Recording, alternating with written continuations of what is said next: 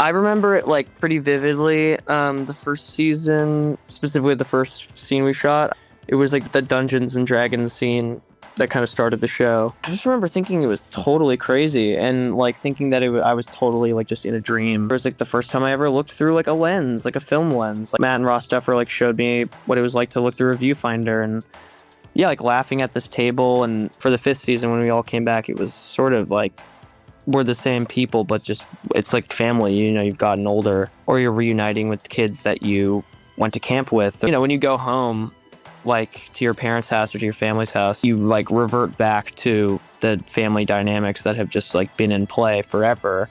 Even if you're like 40 years old and you go home and like you're still the same way with your mom as you were probably when you were, 13 or whatever. So that's kind of how it still is with our show, where we're all older, but like the relationships have matured, but they're basically the same. Everyone kind of has a role in our group, and that's really comforting to know, because you can just like press play on wherever you paused in the past and it will feel like you just saw each other or whatever the other day. So I think like season 5 was a really great thing because we knew it was the last season, and it really did, like almost in a meta way, like the show is very nostalgic for a time that we never lived in, but then like we got nostalgic about the first season while filming the 5th season.